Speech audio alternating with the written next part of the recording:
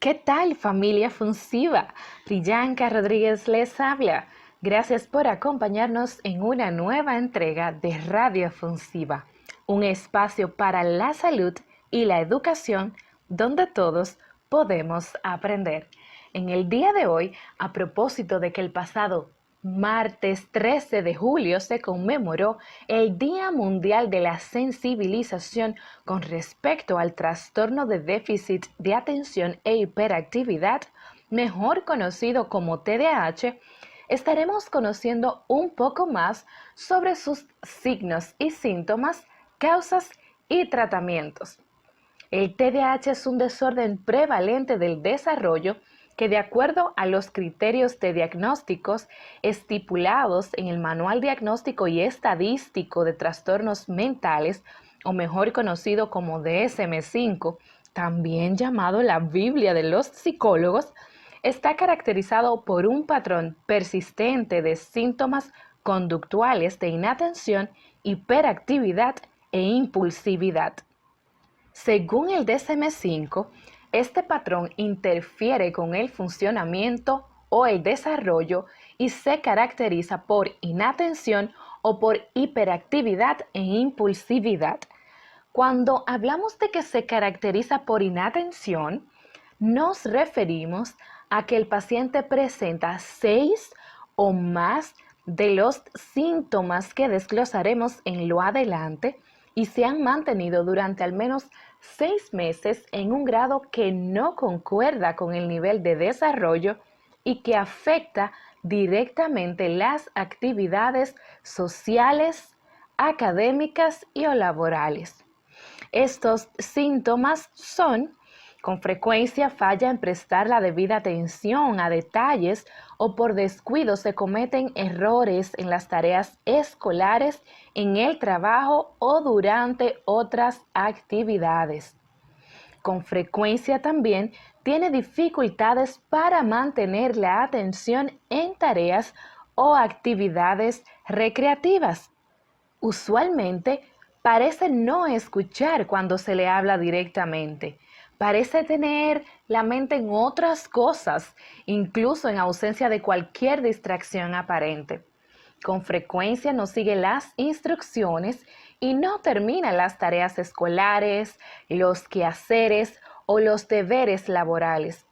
Usualmente tiene dificultad para organizar tareas y actividades. Con frecuencia evita, le disgusta o se muestra poco entusiasta en iniciar tareas que requieren un esfuerzo mental sostenido. También usualmente pierde cosas necesarias para tareas o actividades.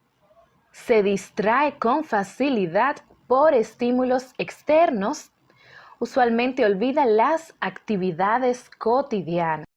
Y cuando hablamos de que se caracteriza por impulsividad e hiperactividad, nos referimos a que el paciente presenta 6 o más de los siguientes síntomas y los mismos se han mantenido durante al menos 6 meses en un grado que no concuerda con el nivel de desarrollo y que afecta directamente las actividades sociales y académicas laborales. Estos son: con frecuencia juguetea o golpea las manos o los pies o se retuerce en el asiento. Con frecuencia se levanta en situaciones en que se espera que permanezca sentado. Por ejemplo, se levanta en medio de la clase, en medio de una reunión, en la oficina, en lugar de trabajo o en otras situaciones que requieren mantenerse en su lugar. Con frecuencia corretea o trepa en situaciones en las que no resulta apropiado. Con frecuencia es incapaz de jugar o de ocuparse tranquilamente en actividades recreativas. Además, también suele estar ocupado, actuando como si lo impulsara un motor. O sea, es incapaz de estar o se siente incómodo estando quieto durante un tiempo prolongado. También con frecuencia habla excesivamente. Suele responder inesperadamente o antes de que se haya concluido una pregunta. Con frecuencia le es difícil esperar turnos, suele interrumpir o se inmiscuye también con otros. Y bueno, continuando con otros criterios establecidos por el DSM-5, desglosamos los siguientes. Algunos de estos síntomas de inatención o hiperactivo impulsivos estaban presentes antes de los 12 años, que es lo que suele ocurrir. Varios síntomas de inatención o hiperactivo impulsivos están presentes en 2 o más contextos. Por ejemplo, en casa, en la escuela o en el trabajo, o con los amigos y parientes, o en otras actividades.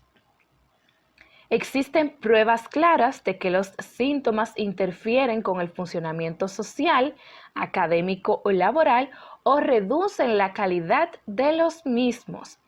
Los síntomas no se producen exclusivamente durante el curso de la esquizofrenia o de otro trastorno psicótico y no se explican mejor por otro trastorno mental. Recuerden que en individuos mayores de 17 años solo se necesitan de 5 signos o más para establecer el diagnóstico. El TDAH es uno de los problemas más comunes en la infancia. Su incidencia aproximada es de 5 a 7% para los niños y 2 a 4% para las niñas. Además, como mencionamos anteriormente, suele aparecer a edad muy temprana, usualmente antes de los 7 años. Es importante mencionar que según distintos estudios, un 75% de niños con TDAH serán adolescentes con TDAH y de estos adolescentes, un 50% serán adultos con este trastorno. Cuando el TDAH persiste en la adultez, muestra manifestaciones un poco diferentes. Por ejemplo, los individuos adultos con esta afectación suelen estar o parecer insatisfechos porque tienen problemas laborales severos, cambian constantemente de actividad laboral o en su trabajo no se les promueve tan rápido a pesar de ser aparentemente eficientes. Suelen tener conflictos frecuentes en sus relaciones interpersonales y con su pareja y suelen sentirse frustrados porque no logran alcanzar sus metas, aunque realicen grandes planes, solo consiguen un poco de lo que se proponen. Si te preguntas cuáles son las causas, pues te mencionaremos algunas de ellas. El TDAH es multifactorial. Se encuentran asociados sus causas a factores genéticos y ambientales. En cuanto a la heredabilidad, según diversos estudios, sabemos que la concordancia va de 70 a 90%. O sea, si un padre tiene TDAH, el riesgo en el niño aumenta entre 2 y 8 veces. Para un hermano, el riesgo aumenta entre 3 y 5 veces. Y en el caso de un gemelo homocigoto, el riesgo aumenta entre 12 y 16 veces. Los factores ambientales van a funcionar como desencadenantes o moduladores de la carga genética. Algunos de los factores que predisponen el desarrollo del TDAH son la exposición intrauterina al tabaco, al alcohol, a las drogas o a tratamiento farmacológico, la prematuridad, el bajo peso al nacer, complicaciones perinatales, edad materna avanzada al momento del parto, conflicto familiar severo o crónico, familia numerosa, antecedentes psiquiátricos en padres, intraestimulación por un largo periodo de tiempo, entre otras. Ya en la etapa postnatal, en especial en estos tiempos, podemos mencionar una dieta inadecuada, deficiencia de yodo y de vitaminas del complejo B, así como la exposición temprana al plomo o a los bifenilos policlorados. Algunos estudios demuestran la implicación de preservantes y colorantes artificiales de alimentos como factores de riesgo. Mucho ojo, padres. Sin embargo, otros estudios revelan alteraciones neuroanatómicas asociadas al TDAH. Entre los hallazgos se encontraron tamaños cerebrales significativamente menores en zonas más afectadas que otras, como el cerebelo, el cuerpo calloso, el estriado y regiones frontales, así como grosor reducido del córtex, especialmente el córtex prefrontal dorsolateral, alteraciones en la integridad de la materia blanca, entre otras. Además de las diferencias estructurales, se ha demostrado hipoactivación funcional frontal y del cingulado. Y cuando hablamos de tratamiento, es imprescindible mencionar que todo paciente debe recibir un plan integral individualizado. Esto puede incluir psicoterapia basada en terapia conductual, farmacología, psicoeducación o alguna que otra terapia alternativa no estipulada en tratamiento clínico. Usualmente se combinan la psicoterapia y la farmacología.